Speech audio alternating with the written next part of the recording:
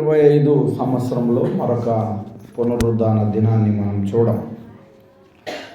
కాలాలు గతించిపోతున్నాయి. ప్రభు తన కృప చేత ఆయన సన్నిధిలో చేరి ఆయనను ఆరాధించాలని ప్రభువు కోరుతూ ఉన్నాడు.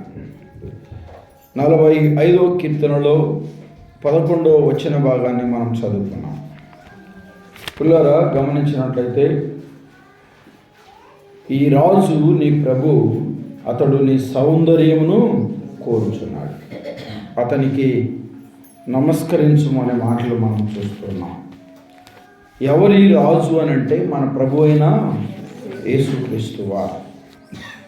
నీ సౌందర్యమును కోరువాడు, నీ సౌందర్యమును కోరువాడు అనే మాట మనం చూస్తూ ఉన్నాం. సహజంగా మానవులు ఎలుపటి అలంకారమైన లక్ష్య పెడతారు. ఎలుపలి అలంకరణకు ఎక్కువ ప్రాధాన్యత ఇస్తారు. కానీ ప్రేమ కలిగిన దేవుడు ఏం కోరుకుంటున్నాడంటే మన అంతరంగ స్వభావం అలంకరించబడిన వారిగా మనం ఉండాలి. ఒకానొక సమయంలో మరి యెషయా ఇంటికి సమూయేలును దేవుడు పంపిస్తాడు. నేను చూపించబోయిన రాజుగా అభిషేకించమని.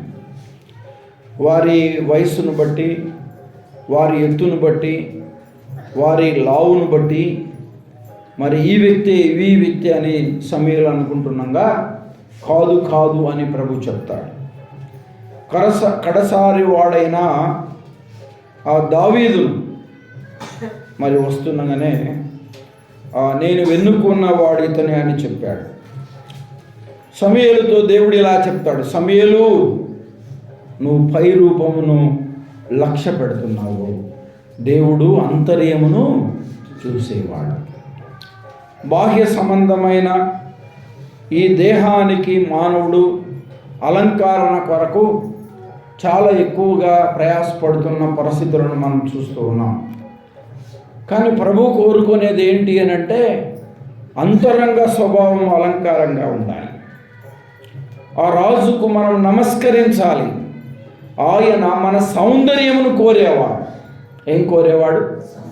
సౌందర్యమును కోరేవాడు.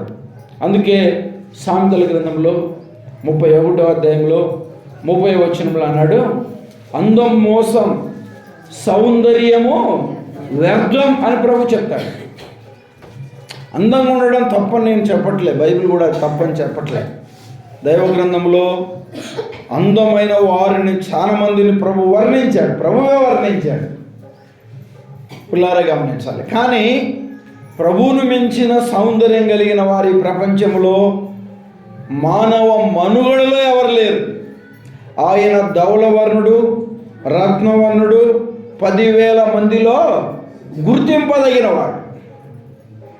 ఆయన నీ రాజు, ఆయన నీ ప్రభు.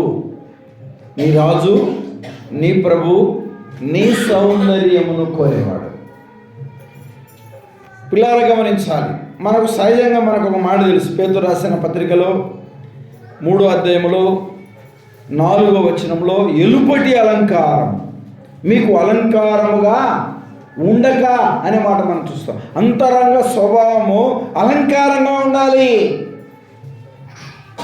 ఎలుపటి అలంకారంగా ఉండక అంతరంగ స్వభావము అలంకారంగా ఉండాలి. అది ప్రభు కోరుకుంటున్నాడు.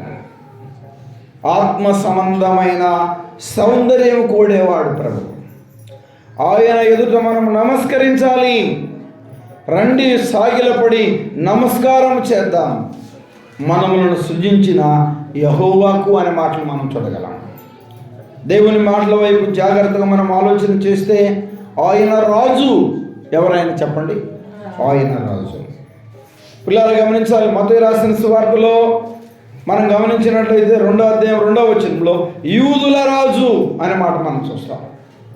ఎబ్రీయులకు రాసిన పత్రికలో 7వ అధ్యాయంలో 1-3 వచనంలో శాలేము రాజు, నీతికి రాజు అనే మాట చూస్తాం.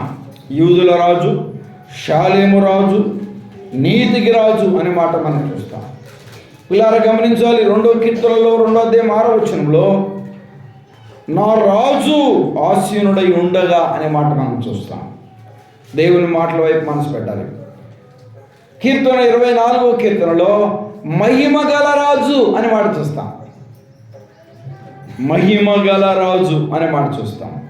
ఇలా గమనించాలి. ప్రకటన గ్రంథం 15వ అధ్యాయంలో చెప్పాడు యుగ యుగములకు రాజు అని మాట చూస్తాం. యుగ యుగములకు రాజు. పులారా గమనించాలి. నువ్వు రాజు అనంటే నువ్వు అన్నట్లే అన్నాడు. ఆలోచన చేయాలి. నీ రాజ్యము వేరు, నా రాజ్యము వేరు అని చెప్పాడు ప్రభు. నీది భూ సంబంధమైనది, నాది పర సంబంధమైనది. ఆయన రాజు. దైవ గ్రంథం ఎంత చక్కగా చెప్తా ఉంది. ఆయన సౌందర్యము కోరేవాడు. ఆయన యూదుల రాజు, షాలేము రాజు. ఆయన మన రాజు, మహిమగల రాజు, యుగ యుగములకు రాజు.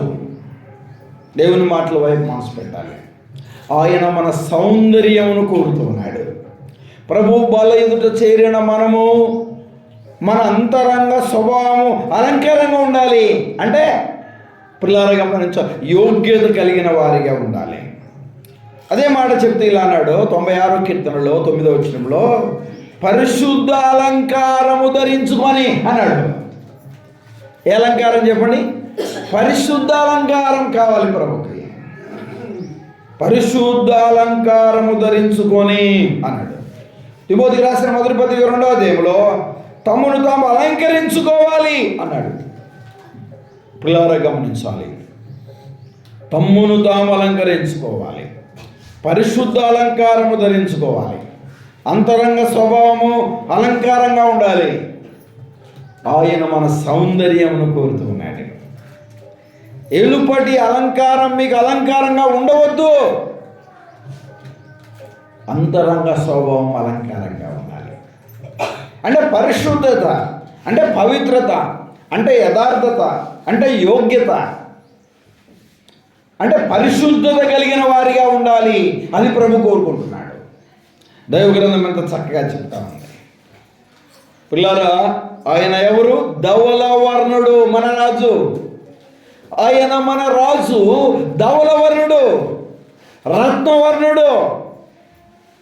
మనలను రాజులైన యాజకులుగా చేయుటకు ఆయన స్వరూపాన్ని కోల్పోయాడు. ఆయన సొగసును కోల్పోయాడు. ఆయన చూడనొల్లని వాడయ్యాడు. ఆయన వ్యసనాక్రాంతుడయ్యాడు. ఆయన వ్యాధిని అనుభవించబడిన వాడయ్యాడు. చూడనొల్లని వాడయ్యాడు అనే మాటలు మనం చూడగలం. మాంసముద్దవలైపోయాడు, చిల్ల పెంకువలైపోయాడు. పిల్లారా గమనించాలి. చీకటిలో ఉన్న మనవలను పేతురు రాసినట్టుగా, పిల్లారా అంధత్వంలో ఉన్న మనవలను, దేవునికి విరోధంగా శత్రువులమై బ్రతుకుతున్న మనలను, శరీరం యొక్క మనసు యొక్క కోరికలు నెరవేర్చుకుంటున్న మనవలను తన ఎదుట చేర్చాలని మన ఎడల తన ప్రేమను వెల్లడిపరిచాడు ఆ రాజు. పిల్లారా, ఘోరాతి ఘోరమైన మరుణాన్ని ఆయన అనుభవించాడు. గుర్తుపట్టలేని వాడైపోయాడు. దేవుని మాటల వైపు మనసు పెట్టాలి. మన అంతరంగ స్వభావము చెప్పండి ఎలా ఉండాలి? అలంకారంగా ఉండాలి. అది ప్రభు కోరుకుంటున్నాడు. ఆయన శరీరము చీల్చబడింది, ఆయన శరీరము గాయపరచబడింది, ఆయన శరీరము సొగసును స్వరూపాన్ని కోల్పోయింది, ఆయన శరీరము మాంసముద్దలైపోయింది, ఆయన శరీరము చిల్లపెక్కువలైపోయింది. మన సౌందర్యము కోరే ప్రభు తన సౌందర్యాన్ని కోల్పోయాడు. ఈయన నీ రాజు. మీరు చీకటిలో నుండి ఆశ్చర్యకరమైన తన వెలుగులోనికి పిలిచాడు. తన ఎదుట పరిశుద్ధులమును నిర్దోషులమై ఉండాలని జగతి పునాది వేయబడక మునిపే ఆయన మనల్ని క్రీస్తు యేసులో ఏర్పాటు చేసుకున్నాడు.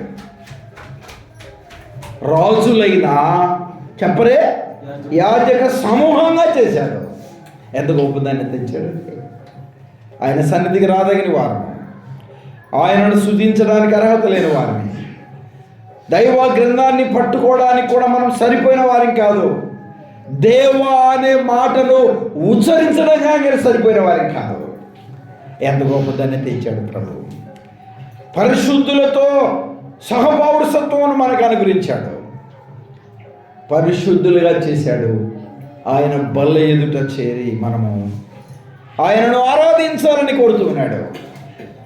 మన సౌందర్యమును ఆయన చూడాలని ఆశపడుతున్నాడు. మన అంతరంగ స్వభావము అలంకారంగా ఉండాలని ప్రభు కోరుకుంటున్నాడు. పరిశుద్ధ అలంకారం ధరించుకోవాలని ప్రభు ఆశపడుతున్నాడు. మీ అంతరంగ స్వభావం అలంకారంగా ఉండాలి. దేవుని మాటల వైపు మనసు పెట్టాలి.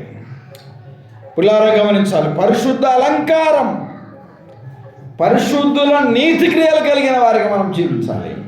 అది ప్రభు కోరుతూ ఉన్నాడు. తన బల్ల ఎదుట మనల్ని చేర్చాడు. గొప్ప రక్షణను ప్రభు అనుగ్రహించాడు.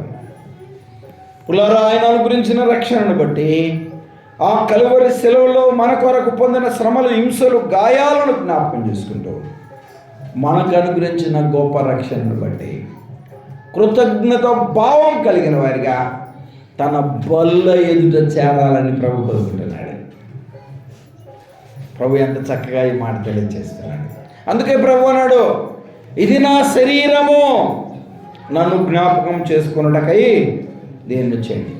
మీ కొరకు విరవబడుతున్న శరీరము, మీ కొరకు చిందించబడిన రక్తము, మీరు తీసుకొని తినండి. ఏమన్నాడండి? తన్ను తాను పరీక్షించుకొని అలాగూ చేసి ఆ రొట్టెను తిని ఆ పాత్రలో నుండి తాగాలి. వాడుకతో కాదు, అలవాటుతో కాదు, ఆచారంగా కాదు, నేను బాప్తిసం తీసుకున్నాను అన్నట్టు కాదు. అంతరంగ స్వభావము అలంకారంగా ఉండి ప్రభు బలను సమీపించాలి. ప్రభు కోరుకుంటున్నాడు. అయోగ్యంగా ఉండి ప్రభు బలలో చేపిస్తే తనకు శిక్షా విధి కలుగుడికే తిని త్రాగుతున్నాడు. మన పెద్దలు చెప్పారు, ప్రభు బలను సమీపించే ముందు కోరిందులకు రాసిన మొదటి పత్రిక 11వ అధ్యాయం చదువుకొని రండి అని చెప్పాడు. చాలా అమూల్యమైన మాటలు అక్కడ చెప్పాడు. ఎట్టి మనసుతో, ఎట్టి హృదయంతో ప్రభు బలను సమీపించాం. ఆలోచన చేద్దాం. తన్ను తాను పరీక్షించుకొని అలాగూ చేసి ఆ రొట్టెను తిని ఆ పాత్రలోనిది త్రాగవలను. ప్రభు శరీరానికి సాదృశ్యమైన పాత్ర మన ముందు ఉంచబడినంగా అంతరంగ స్వభావము అలంకరించబడిన వారిగా, హృదయాలలో స్వపరీక్ష భావం కలిగిన వారిగా కృతజ్ఞతాస్తుతులను అర్పించి ప్రభు బలలో చేయివేద్దాం. ప్రభు బలలో చేయివేద్దాం. అందరూ తలలో ఉంచండి, కాలమైంది. పిల్లారా, ప్రభు కృతజ్ఞతాస్తుతులు చెల్లిస్తూ ఆయన బలను సమీపిద్దాం. ఆయన బలను సమీపిద్దాం. ఆయన బలను సమీపిద్దాం.